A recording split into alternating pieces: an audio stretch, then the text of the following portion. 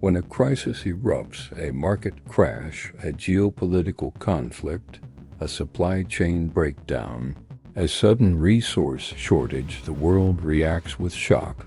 But investigators discovered that behind nearly every global crisis lies a pattern of strategic positioning, coordinated timing, and silent beneficiaries who emerge stronger than before. Crises feel unpredictable, but to some they are opportunities designed with precision. The first suspicion arose when economists noticed a disturbing trend. Certain financial groups and elite networks always adjusted their positions shortly before major global disruptions. Their moves weren't guesses. They were early signals of events not yet visible to the world. They consistently avoided losses. They consistently captured gains. They consistently benefited from the turbulence that crippled entire nations. Patterns like these do not happen by chance. Crises follow an identifiable sequence, an instability blueprint. Pressure builds quietly, unnoticed. A trigger event erupts sudden, disruptive. Systems collapse, markets, supply chains, governments. Public panic rises and uncertainty spreads.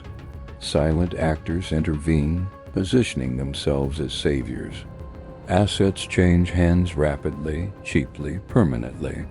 This blueprint is consistent across crises, from financial meltdowns to geopolitical surprises. The cause may vary. The structure does not. They are the economic engineers. Elite financial groups use crisis-driven environments to reshape markets. Their tools include rapid liquidity extraction, coordinated short positions, asset devaluation cycles, engineered scarcity, credit withdrawal, and strategic buyouts. These moves amplify instability, accelerating economic collapse and enabling the acquisition of weakened corporations, land, and critical infrastructure. Collapse becomes leverage. They are the geopolitical architects. Behind international conflicts operate networks of advisors, private intelligence firms, and strategic lobbying groups that influence escalation from behind the scenes. They amplify tensions, frame narratives, weaponize misinformation, pressure governments, and coordinate diplomatic isolation. Conflict becomes a geopolitical market, one where instability generates profit and influence. They are the supply chain manipulators. When supply chains fail, the public sees chaos. Elite actors see an opening.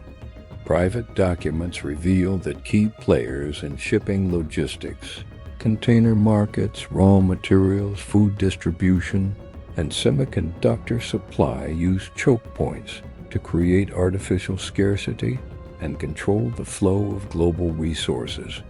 Shortages become strategic tools. They are the corporate crisis profiteers. During a crisis, corporations with the right positioning expand aggressively. They use emergency contracts, distressed acquisitions, regulatory loopholes, crisis subsidies, and supply monopolies. While the public struggles, these corporations grow their influence and reach.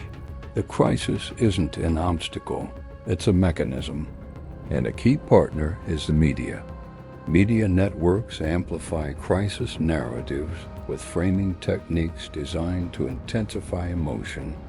Fear accelerates political compliance, market instability, public consumption shifts, and social polarization. The crisis becomes a psychological environment carefully shaped to maximize impact. Public reaction becomes a controllable asset. When the crisis ends, the world is not restored, it is reorganized. These are the aftermath operations. Elite groups step in to rewrite regulations, influence recovery plans, acquire weakened markets, reshape global alliances, push new technological systems, and establish long-term control. The aftermath is the phase where power is consolidated. What collapses is replaced with what benefits them. Investigators who followed the money encountered predictable obstacles: redacted documents, uncooperative agencies, jurisdictions that refused disclosure, rapid corporate restructuring, threats of litigation, data classified as national security. The deeper they looked, the more the networks dissolved into secrecy and silence. Crises hide their architects. This leads to the final question. Are global crises natural consequences of complex systems, or strategic events guided by silent interests? Does instability emerge on its own, or is it shaped to benefit those already in power? Are nations collapsing, or being redesigned? The truth isn't in the headlines. It's in the patterns and in the beneficiaries who rise when the world falls. If you're ready to uncover the next layer of global control, subscribe to the Hidden Codex and tell us what you believe drives the next global crisis.